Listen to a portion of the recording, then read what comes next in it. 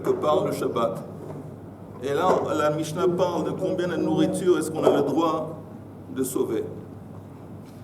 Alors la Mishnah dit Matzilin mazon shalosh seudot haraoui la-adam haraoui la-behema. La nourriture qui correspond, dont a besoin une personne, ça c'est la quantité qu'on a le droit de sauver. Et la quantité de nourriture pour un animal aussi. Pourquoi on parle, c'est intéressant pourquoi la Mishnah parle nourriture d'animaux. On doit nourrir l'animal avant tout. Il a fait, exactement. Parce que normalement, avant de se mettre à table, il faut d'abord, c'est très beau ça, c'est très émouvant. On doit d'abord être sensible à ce que nos animaux ont à quoi manger. Pour éviter qu'il aboie pendant le repas. Non, c'est pour l'animal. Parce que si tu dis éviter qu'ils vont aboyer, ça veut dire que ça devient intéressant et intéressant. Non, c'est pour l'animal. Où est-ce qu'on voit ça? Quelle est la source dans la Torah où on voit que d'abord il faut... C'est pas être sensible, c'est une mitzvah. Il a interrompu en plein... Mais c'est pas une contradiction. C'est pas un problème d'émotion. Non, c'est une mitzvah, mais cher Richard, que j'aime la folie, c'est pas nécessairement une contradiction. Tu peux, la mitzvah, elle évoque, elle éveille la rachamim. J'imagine c'est la volonté divine, il y a peut-être des idées très plus profondes, mais entre autres, c'est évident que... Oui, mais celui qui dit ça, on lui dit de se taire. Les histoires des oiseaux et tout ça. Des histoires des oiseaux. Des oisillons, des œufs. Oui, on lui dit que de se taire. En attendant, le Ramban, il a écrit un livre sur les mitzvot et Tameh mitzvot, aussi le Sefer Chinuch. Il y a une tradition riche dans le judaïsme d'essayer de comprendre mieux les mitzvot et les raisons pour lesquelles il y a des mitzvot. Donc, quoi que ce soit, ça c'est le critère, une quantité de nourriture dont on a besoin pour le Shabbat, pour nous-mêmes. Avant que Richard vous ait interrompu, vous aviez l'intention de faire une phrase pour dire c'est écrit dans la Torah. Vous savez qu'on fait dans la Torah qu'il faut nourrir d'abord les animaux que les... Qu'est-ce que c'est? C'est pas grave, chez moi. Il est bon, Auguste, montre-moi. Voilà, c'est des animaux. C'est pas tout le monde. C'est de la colère. La colère. נתתי לעשך חליבם צריכה ואכלת ושבעת. יפה. Alors comme notre collègue Simi nous a montré maintenant, c'est écrit d'abord je vais te donner à tes animaux et tu vas manger. Donc là on voit aussi, mais quelle est la source la plus, même avant ça, où il y a la source Shmuel. Où est la source, même avant ça, qui précède dans la Torah, de cette idée de d'abord on s'occupe des animaux? De donner à manger à ses animaux. Oui. Noé. Non, on ne voit pas qu'un mange avant l'autre. Il a donné à manger aux animaux, mais on ne voit pas. Dans la Torah, c'est noir sur blanc. C'est écrit que d'abord on donne à manger aux animaux et après seulement nous-mêmes. Où est-ce qu'on voit ça dans la Torah? Non. On voit ça. C'est triste, hein, les étudiants de Emouna. C'est triste. Il y avait quelqu'un ne veut pas sauvegarder l'honneur des étudiants d'Emouna. Non. On voit ça avec Eliezer. Quand Eliezer arrive à la maison, la famille de Rivka, oui. Et d'abord, on se lave, et d'abord donner à manger aux animaux, et seulement après. Qui a dit ça? Eliezer. Quand il arrive, alors d'abord il dit occupez-vous des animaux, première chose, là, et lavez les mains, et voilà. Mais en attendant, la Mishnah continue. Je répète la Mishnah. Matzilim mazon shalosh seudot haraoui l'adam haraoui la behema. Keitzad naflad leika beleilei Shabbat. Si le feu, il y a eu un feu qui s'est déclenché la nuit de Shabbat. La nuit de Shabbat, apparemment, ça laisse entendre avant le repas de Shabbat, avant le repas de la nuit. Alors là, la Mishnah nous dit Matzilin mazon shalosh seudot beshacharit. Tandis que si le feu s'est déclenché le matin, avant le repas, Matzilin mazon shtei seudot, bemincha mazon seuda achat. Donc on voit que ça dépend quand est-ce que le feu s'est déclenché. L'essentiel qu'on va avoir assez de nourriture pour manger pendant les 3 seudot. Et la fin c'est Rabbi Yossi Omer, Le'olam matzilin mazon shalosh seudot. Rabbi Yossi dit c'est pas important à quel moment le feu s'est déclenché. quoi que ce soit la nature du Shabbat et que c'est un jour dans lequel on mange 3 repas. Donc même si c'est l'après-midi, tu as le droit de faire sortir une quantité qui correspond à 3 repas. C'est ce qu'il dit. Alors regardez le Rashi qui dit le olam hu matzil, c'est ce qu'on vient de voir dans Rabbi Yosef. Rashi, le olam hu matzil dans la Mishnah. Ho'il veyom bar hachihu. Comme le Shabbat, c'est un Shabbat qui consiste entre autres de 3 repas. Ou beheiter aktarach, et il a le droit de faire sortir ça. Deha bnei tiltul ninhu. D'abord parce que la nourriture elle-même, on peut la transporter, la nourriture elle n'est pas moukse. D'abord, et Rachid dit en plus, et on parle aussi d'un chatser où il y a un érouv chatserot. En fin de compte, Rachid dit, tout c'est plus. On devrait pouvoir sauver encore plus, une quantité plus grande de nourriture. Pourquoi cette limite? Rachid dit, il lave meshum gzera, que de Meferesh Bagamara. Si ce ne serait pas à cause d'une Xéra de Rabbana, normalement, on devrait pouvoir sauver autant de nourriture qu'on veut. Et on va voir dans la Gemara pourquoi il y a tout de même une limite. Ok, Gemara. Mikdi, voyons. Beheitera katarach. Natsil tfei. Exactement le point de Rashi. En fin de compte, ce qu'il est en train de faire quand il sauve la nourriture, il fait un truc qui est moutard. La nourriture n'est pas moxée. On a le droit de faire sortir quelque chose de la maison jusque dans le chasser parce qu'il y a un érouv chatserot. Aznatzil tfei, pourquoi se limiter? Pourquoi pas sauver autant de nourriture et de boissons qu'il veut? Surtout que finalement, il y a je ne sais pas si c'est une contradiction, mais en tout cas, une interrogation.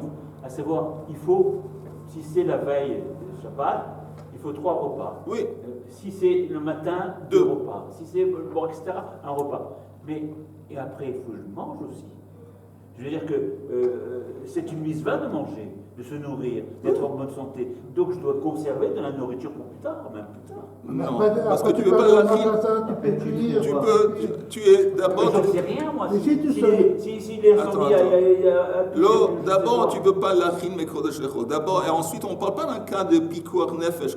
La seule nourriture qui est à portée de main, c'est dans ta maison, et sinon tu vas mourir de faim. On ne parle pas de ce. Oh, je connais, merci, c'est gentil. On parle d'un cas de pikuach nefesh, évidemment, tu peux sauver plus. Mais tu es dans une cour avec d'autres juifs, et des juifs sympas, Bourg Hashem. Et donc, si tu as besoin un peu d'aide, des gens qui vont te donner un repas, ils vont te donner de quoi manger. C'est des bonnes nouvelles. C'est très gentil, tu me donneras l'adresse. Natil, t'es fait. Fait, c'est plus. On devrait pouvoir sauver plus.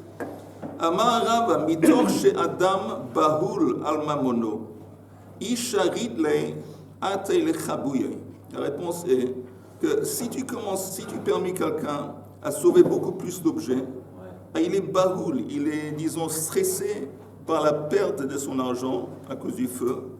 Et à cause de ça, il est en train de prendre ça. Il risque d'oublier que c'est Shabbat et d'éteindre une flamme ou d'éteindre un feu qui est trop près d'un objet. Et si tu dis, tu sais quoi, tu sauves autant que tu veux, en dépit du fait que ce serait permis.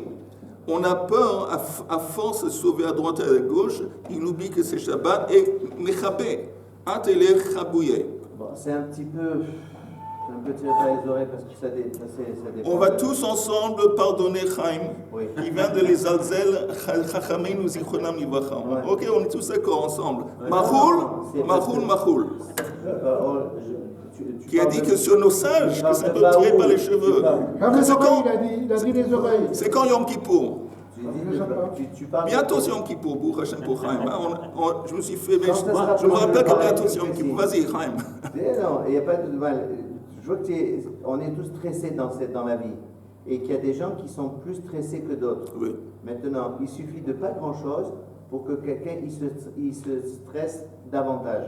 Alors, ça veut dire que s'il arrive un feu ou à n'importe quoi, c'est vraiment délicat, c'est vraiment difficile de dire que tu ne vas pas être pressé. Non. Là, la façon dont c'est marqué, Au tu n'as contraire. pas besoin de stresser. Tu sauves ça et tu sauves ça, Alors, le reste... peut-être j'ai mal expliqué. La Gemara dit, voyons, beheitera katara. Et quand il sauve des choses de la maison, il fait sortir des choses de la maison à cause du feu, tout ça c'est permis. Parce que c'est pas mouksa, et 2, parce qu'il y a un érouv chatzirot. as Natzil fait, pourquoi pas lui permettre de sauver plus de nourriture, de boissons, des habits, quoi que ce soit? Pourquoi pas? Et la réponse est Amar Rav Mitor Shadam Baoul Mamono. Parce que ça, c'est un fait. Les gens, quand ils voient que leurs biens sont menacés par le feu, par un autre, ils sont stressés. Tout le monde est stressé. Paniqué. Hein? Paniqué. Ils sont paniqués, ils paniquent. Alors, quand tu es dans un état de peine, il y a l'armoire avec les habits, et les choses, la nourriture. Alors là, tu cours à droite. Dans cet état de panique, tu risques d'avoir un moment d'oubli, oublier que c'est Shabbat, éteindre le feu qui est sur le bord, qui risque de brûler tes habits ou de brûler ton... Donc, on veut éviter cette situation, ce scénario. On te dit, tu sais quoi? Non. Seulement la nourriture nécessaire pour faire la mitzvah des 3 soudades, et voilà. Amar le Abaya, El Ahad et Tanya, mais ça que c'est écrit dans une braïta, Nishbera lo chavit berosh gago, si il a sur le toit un tonneau de vin, et ce tonneau s'est brisé, et c'est le Shabbat, qu'est-ce qu'il fait? Mevi kli ou menir tarter, il a le droit d'apporter un ustensile quelconque, un kli, le mettre par terre à côté du toit, apparemment il y a comme des égouts, pas des égouts, mais un chose, et il y a le vin qui tombe du toit, et on le met en dessous pour recevoir le vin qui tombe. Ça, on a le droit de faire. Encore, ça le rend meilleur. Ok.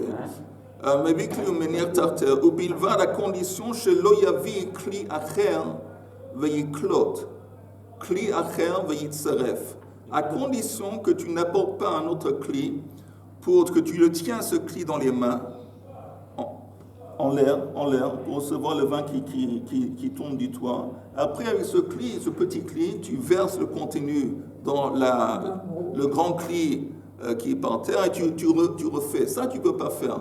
Tu ne peux pas non plus prendre un cli avec tes mains et un petit cli et le tenir, le mettre au niveau du toit. Comme ça que le vin qui coule, il coule directement dans ton cli. Après, tu verses le contenu de ce cli dans le...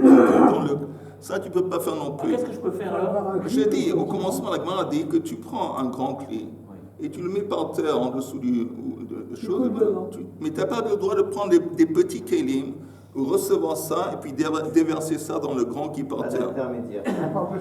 On parle de Shabbat, bien sûr, on parle de Shabbat. Ça n'a pas été dit. Non, je l'ai dit, pour ceux qui étaient... ובלבד שלא יביא כלי אחר ויקלו, כלי אחר ויצרף. Alors la Gemara demande, on là-bas, quel est le problème?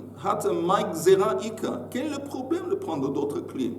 La réponse est, Hachanami, ici aussi, Gzera, Shema yavi kli derer reshut arabim. Comme là, dans ce scénario, tu as besoin de plus de kelim. C'est pas simplement que tu apportes une cuve et tu le mets par terre à côté du toit. Ou tu prends un petit cli, tu le verses. Tu as besoin de plus de kelim. Alors, si tu as besoin de plus de kelim, on a peur.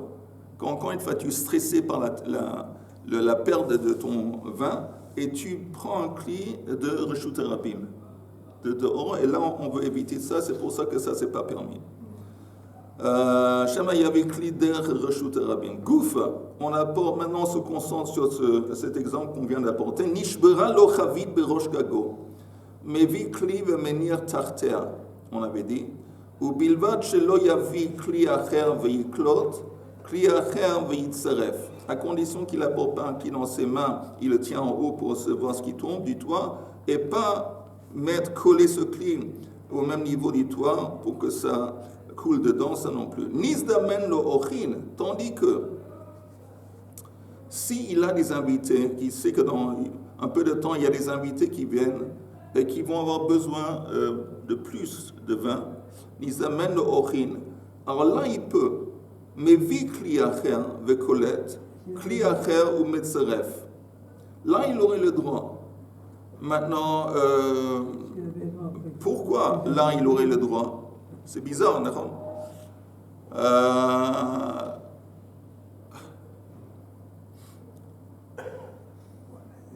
Je pense qu'on a fait une Gzera de Rabbanan, mais on sait souvent dans la Torah, il y a des principes différents qu'on prend en compte et quelquefois une valeur, un principe prend le dessus sur un autre. Alors maintenant, le type il a des ochim. Alors il ne veut pas, la mitzvah d'Achnasat Orchim peut-être, elle prend le dessus sur la peur qui va transporter un cli dans Reshut Harabim. Je pense que peut-être ça c'est le raisonnement. Quoi que ce soit, s'il a des Orchim, il aurait le droit d'apporter des petits kelim. Où elle est écrit la mitzvah de... Achnasat Orchim. Où c'est écrit? Oui. Tu connais quelqu'un qui est Avraham Avinu? Je dis une mitzvah, je n'ai pas dit une histoire qu'on raconte une mitzvah il y a 613 mitzvot. Voilà la mitzvah. Pareil pour les animaux, c'est un épisode qui s'est passé avec Eliezer. Non, mais on a un principe de Maaseh Avot, Siman Labanim. Oui. Ça veut dire qu'on est censé. Pourquoi on lit ces histoires, comme tu dis, des Avot? Parce qu'ils sont là en train de prototype, ils enseignent comment vivre. D'accord. Ils nous ont des leçons. Abraham, il a fait la Brit Mila, mais c'est pas de ça qu'on apprend qu'il y a une mitzvah de faire la Brit Mila. Ah non? Moi je pensais que oui. Non, il y a une mitzvah spécifique dans la Torah. Il y a, c'est vrai que c'est écrit avant la Brit Mila d'Avraham Avinu. C'est écrit qu'il faut faire Brit Mila pour Avraham Avinu. Non, il y avait un commandement spécifique à Le 8e jour de faire Brit Mila. Oui, mais je veux dire, nous, de nos jours, Oui. on ne va pas la Brit Mila parce qu'Abraham avait fait la Brit Mila. Parce qu'il y a une mitzvah spécifique écrite noir sur blanc. Mais je répète, moi, je pense, Yehuda, que si la Torah nous raconte un comportement, disons des mitzvot, des masim tovim que les avot ont fait, c'est pas simplement pour nous divertir, c'est pour nous enseigner. Je suis d'accord, mais maintenant on fait une comparaison. On a d'un côté une xéra de Rabbanan et d'autre. Et l'autre côté, moi j'ai dit mitzvot d'Achnasat Orchim. Oui. Katuv v'ahavta l'erecha kamocha. Ok. J'imagine que je peux te trouver d'autres. Ahavta l'erecha kamocha. De la même façon que toi, ton repas de Shabbat, tu veux du vin, alors c'est évident que Orchim aussi. Je ne sais pas d'autres possibilités. Quoi que ce soit, ça ce qu'on dit ici. Mais en attendant, tu ne peux pas faire le contraire. C'est quoi le contraire? Tu ne peux pas prendre d'autres kélim pour recevoir le vin qui coule. Et après, demander à des invités de venir. Ça, tu ne peux pas faire l'inverse. Si déjà tu as une situation où tu as des invités qui viennent, alors ça te permet de prendre des kélim, d'autres kélim, et on n'a pas peur, apparemment on n'a plus peur, la xéra que tu vas transporter dans le jour de Rabbi. Mais tu ne peux pas faire l'inverse. Tu ne peux pas d'abord prendre des kélim, après que tu as ça, dire, oh, tu sais quoi, je vais téléphoner, pas téléphoner Shabbat, mais demander à des ochim de venir. Ça, tu ne peux pas faire, on va voir ça dans les mots de la Gemara. Il n'y a pas un cas, excusez-moi, où par exemple il y a un incendie, etc. Et on dit que tous les gens qui veulent prendre quelque chose, Oui, ça oui, mais... Oui, alors c'est-à-dire, après que l'incendie il arrive, oui. il dit à ses voisins, prenez quelque chose et puis... Mais ça c'est différent. Pourquoi c'est différent? Parce que chaque personne prend lui-même, en tant qu'individu, il prend ce qu'il veut. Et après, s'il a envie, alors il redonne Motzei Shabbat au monsieur. Mais c'est différent. Lui, c'est lui. Mais lui, c'est la seule personne à faire tout ça. Il fait ça, il fait ça, il fait ça, il prend des kélim. Et c'est lui, c'est pas qu'il demande d'autres personnes. Si n'importe qui veut sauver du vin peut le faire. Et ça ne veut pas dire, il peut le faire à son compte. C'est-à-dire que si tu sauves du vin, de toute façon, ce vin va s'abîmer. Alors si tu le sauves, c'est un varta. Ça, c'est différent. Mais que lui, personnellement, il va faire ça, apparemment, c'est un problème. Mais on va voir encore une fois dans les mots de la Gemara. Nizdamen lo ochin, mevi lo kli, mevi kli achev kolet, kli achev metzeref.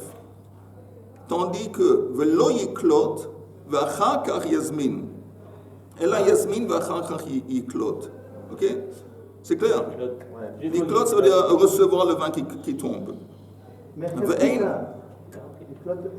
Ve'ein ma'arimin bekach.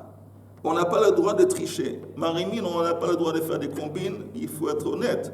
Ein ma'arimin bekach, meshum Rabbi Yosef bar Yehuda amru, ma'arimin. Tandis que Rabbi Yosef bar Yehuda dit oui, on aurait le droit de faire des combines ou d'être souple. Alors, la Gemara, on voit, justement, c'est quoi, comment ça va s'exprimer, ma'arimin? Rashi dit, ein ma'arimin bekach, les amen ochim, sheinan srichim le'echol veyotiru. Tu n'as pas le droit d'inviter des invités pour te permettre de sauver plus de nourriture, par exemple. La Mishnah nous a dit, il y a une quantité de 3 repas que tu peux sauver. Alors, tu ne peux pas dire, tu sais quoi, j'ai des invités. Alors, je vais dire à mes voisins, vous êtes invités pour le Shabbat. Donc maintenant, je sais que j'ai besoin de nourriture pour 3 repas, pas seulement pour moi et ma famille, mais pour tout le monde dans le quartier, dans la cour. Ça s'appelle mari, c'est comme une combine. Alors, une marloque, si on peut faire une telle combine ou pas. La Mishnah nous a dit que s'il y a un feu dans la pièce, tu peux seulement sauver de la nourriture, une quantité qui correspond aux 3 repas de Shabbat que tu es censé de manger. Pour toi, ta famille. Et pas plus. Pourquoi pas plus? Tu sais pourquoi pas plus? Non. Je vais te dire. Parce qu'on n'a pas que Mitorch Adam Bahul al Mamono. Quand quelqu'un il panique, il voit ses biens sont menacés par le feu, il risque, si tu lui permets de sauver plus, il aurait le droit de sauver plus. La nourriture, tout ça, c'est pas moux. Il y a un érouv, il peut faire ça. Pourquoi pas sauver plus? Parce que comme il panique, si tu lui permets de sauver plus, il risque d'oublier, avoir un moment d'oublier et d'éteindre le feu pour sauver. Il oublie que c'est Shabbat et j'éteins le feu simplement. Si tu te lances dans cette mission de sauver tes biens, alors tu risques, on a peur que le type dans cet état de panique, il oublie que c'est Shabbat, il est. Maintenant on dit tu fais pas de combine. C'est quoi Rachid dit une combine? Tu veux pas maintenant dire tu sais quoi, j'invite des gens pour Shabbat, maintenant il s'avère que j'ai besoin de plus de nourriture, et donc ça me permet de sauver plus. C'est une combine, alors il y a une marloque et si tu peux faire ça ou pas. Alors, on va voir ça dans les mots de la Gemara encore une fois. Ein ma'arimin bekach mishum Rabbi Yosef bar Yehuda amru ma'arimin. Leim beplugt, disons qu'en fin de compte, cette marloquette à Moraïm, elle est basée sur une marloquette antécédente de Tanaïm. Leim beplugt de Rabbi Eliezer et Rabbi Yoshua kemiflegi, de Tanya. Otovet beno shnaflu labo. Il y a un animal et son fils. Un animal et son bébé qui sont tombés dans une fosse. Le Shabbat. Ah pardon, c'est pas Shabbat, c'est Yom Tov. Yom Tov. Maintenant, nous on a le droit de faire shrita et de manger l'animal pendant Yom Tov, mais pas les deux. Dans la Torah c'est écrit, on n'a pas le droit de tuer. C'est surtout, il y a une marloque si c'est seulement la mère, en fin de compte c'est le père aussi. Si c'est seulement la mère et l'enfant, ou si le père et l'enfant. On ne peut pas le même jour tuer le père et l'enfant. La mère. Non, je te dis, ça peut être aussi, il y a une marloque ici, c'est aussi le père. Pourquoi pas? Encore une fois, c'est un tam, une des raisons pour cette mitzvah. Je ne dis pas que c'est la seule raison, ou l'ultime raison, mais une des raisons, c'est parce que on porte atteinte en quelque sorte à la continuation de l'espèce en question. Si tu as une espèce et une vache, tu tues le même jour la vache et le veau, la continuation. C'est comme si tu portes atteinte à l'espèce, en gros, le Torah dit tu ne peux pas. Alors, il a un problème, il a son animal, le bébé de l'animal qui sont tombés dans un trou, Yom Tov, il peut seulement sortir un. Mais dès le départ, il y a une erreur. Parce que s'ils sont tombés, ils sont morts, c'est des... Non, ils sont pas morts, ils sont vivants. Ils sont vivants, j'aurais dû préciser. Rabbi Eliezer omer ma'ale et harishon al menat leshochato. Rabbi Eliezer dit, qu'est-ce que tu fais dans cette situation? Tu fais sortir le premier dans le but de faire shrita. Vacheni, tu ne vas pas manger 2 animaux pour ton repas de Yom Tov. Le sheni, oselo parnasa bimkomo bishvil shelo yamut. Le deuxième, tu lui donnes à manger dans le trou pour empêcher qu'il va mourir. Ça, c'est Rabbi Eliezer. Rabbi Yoshua omer ma'alin et harishon al menat leshochato. Ça, c'est la halakha. Rabbi Yoshua dit, tu fais sortir le premier animal dans le but de faire shrita. Ve'eno shochato. Mais tu fais pas shrita. Ou ma'arim. Ma'arim, c'est quoi encore? C'est la combine. Maintenant, tu fais la combine. Tu dis, tu sais quoi? En fin de compte, je préfère manger le deuxième. Parce que l'autre, elle a l'air plus grosse et succulente. Je me suis trompé en faisant sortir celle-là. C'est une combine. Il fait ça pour pouvoir sauver les deux. En quoi est tombé? Ma'arim ou ma'ale et hasheni. Maintenant, attends une seconde. Ratsa zeshochet. Ratsa zeshochet. Maintenant, il peut choisir lequel entre les deux il va faire shrita et manger. Mais on voit ici que Rabbi Yoshua a utilisé une combine pour sauver les 2 animaux. Et Rabbi Eliezer, non. Donc on essaie de dire que la marloque qu'on a eue dans le contexte Shabbat de sauver la nourriture, Et ça c'est entre les deux Amoraïm, il s'est lié à cette Machloket Tanaïm. Richard, ta question. Non, mais je vois mal en quoi le fait de tomber dans un trou, ça change les choses. L'essentiel, c'est pas tuer le père et l'enfant en même temps, ni la mère et l'enfant en même temps. C'est ça le Icar, l'important. Ben, oui. Ok, le trou, qu'est-ce que c'est à voir? S'ils sont vivants, je les sors et je les laisse pâturer et manger ce qu'ils veulent à l'extérieur. J'ai compris ce que tu dis, mais l'animal, en fin de compte, il est... on pourrait même dire deux choses. D'abord, il est mouxe. Et si c'est un animal que tu as eu en tête de manger, alors c'est autre chose. Mais si c'est un animal que il n'y a aucune raison, il n'y a aucune utilisation de cet animal, on n'aurait pas le droit de le transporter, ça c'est un. Et deuxièmement, tu fais un effort, Yom Tov.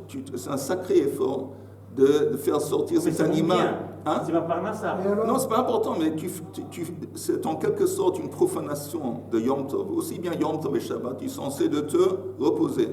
L'effort de faire sortir cet animal, tu n'as pas le droit de se le faire. Et la seulement si c'est dans le but de faire shrita, de manger pour ton repas, parce que c'est une mitzvah.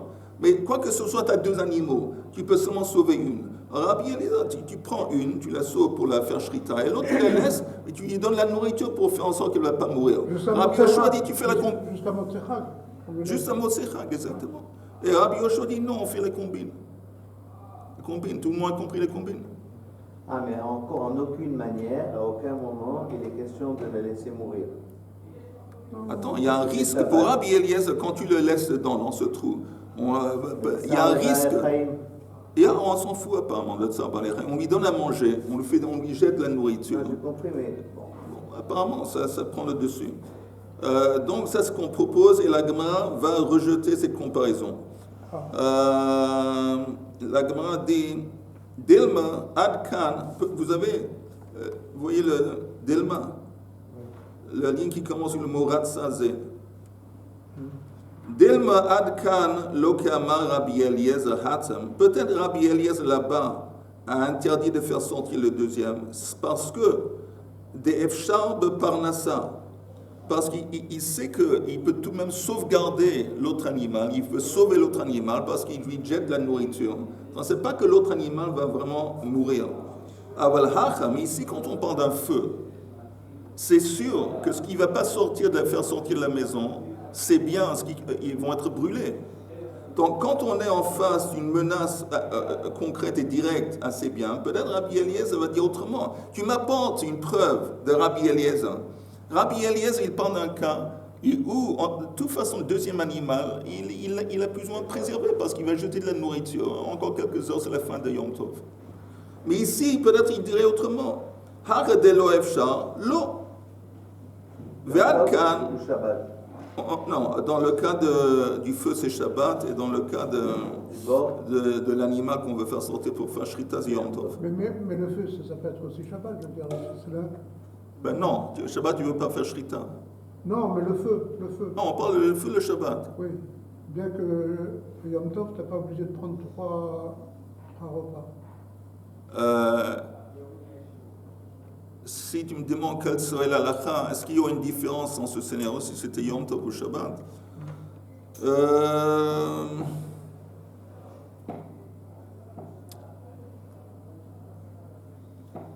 L'interdiction, Mitosh Adam Baoul al Mamodo, ça s'applique. Non, 3 repas, c'est unique à Shabbat. Ou on dit 2 repas pour Yom Tov. On est peut-être plus cool parce que c'est Yom Tov, mais je ne pense pas. C'est disons 2 repas au lieu de 3. Quoi que ce soit, et la Gemara dit aussi, je répète, Dilman kan lo kamar Rabbi Eliezer hatem de efshar beparnassa, qu'on peut sauver l'autre. Aval dans le cas du feu, où tout risque d'être abîmé, brûlé, de lo efshar, l'eau peut-être il va être plus cool. Ve'ad kan il va lui être pour faire une combine. V'adkan Rabbi Yoshua qui a fait une combine, V'adkan lo kamar Rabbi Yoshua hatem meshum de'ekatsar balei chaim. Pourquoi il a fait la combine? Parce que il y a tout de même, on a un problème ici de tsar balei chaim. Il y a une opinion qui dit que c'est midoraita. Alors dans le cas des biens qui risquent d'être brûlés, il n'y a aucun élément de Tsar Balei Chaim, peut-être Rabbi Yoshua ne va pas faire de combine, ne va pas accepter une combine. Alors, Hach de Leket Tsar Balei Chaim, l'eau. Donc tout ça pour nous dire qu'on n'a pas de preuves. On ne peut pas comparer cette Machloket Tanaïm avec ou Beno, l'animal et son bébé, à notre scénario du feu. Mais est-ce que Tsar Balei Chaim, ça prévaut sur une melacha de Shabbat ou non? Ah non. Non. Alors pourquoi on parle de Tsar Balei Chaim? Parce que c'est une mitzvah midoraita, selon une opinion, d'empêcher Tsar Balei Chaim. Et tandis que, disons que un effort inutile en plus pendant Yom Tov, ce serait un problème de Rabbanan, ce n'est pas un problème d'Iwaïta. Donc ça repousserait. Tanu Rabbanan, Hitzil Pat Nekia, Ein Matzil Pat Hadra'a. Si quelqu'un a déjà sauvé de la maison du pain qui naquit, naquit, ça veut dire que ça a été propre, c'est tous les détritus du pain. Ce qu'on appelle aujourd'hui. Du pain blanc. Oui, du pain blanc. Ce qu'aujourd'hui est considéré moins cher et moins important, mais à l'époque, du pain blanc, c'était le top. S'il a déjà sauvé du pain de qualité, Ein Matzil Pat Hadra, il est plus justifié à sauter du pain Lechem Chai. Il ne peut pas, parce que c'est déjà le pain de qualité, il est déjà sauvé. Donc c'est évident qu'il va manger le pain de qualité, donc il est plus justifié à sauver en plus de pain de qualité inférieure. Tandis que s'il a sauvé Pat Hadra'a, le pain de qualité inférieure, Matzil Pat Nekia, il peut continuer à sauver un pain qui est plus important. Ou Matzilin mi Yom Kippourim le Shabbat. Il a le droit, s'il y a un feu pendant Yom Kippour, de sauver des choses pour le lendemain qui est Shabbat. Avalo mi Shabbat le Yom Kippourim. Mais tu ne peux pas faire l'inverse. Tu peux sauver des choses le Shabbat pour le lendemain qui est Yom Kippour. Veintzach lomar mi Shabbat le Yom Tov. Velo mi Shabbat le Shabbat Abba. Parce que, regardez le Rashi qui dit Avalo mi Shabbat le Yom Kippourim. Rashi dit que Gon, im chal Yom Kippourim be'echad le Shabbat. C'était considéré comme une petite qualité? Non. Pardon? Le Hadra'a, oui. Hadra'a, c'est une mauvaise qualité. C'est, disons, lechem chai qui entourait la soupine, comme une. Ça c'est bon, ça c'est plus cher. Oui, je l'ai dit au début. Mais aujourd'hui, à l'époque. C'est le contraire. C'est le contraire.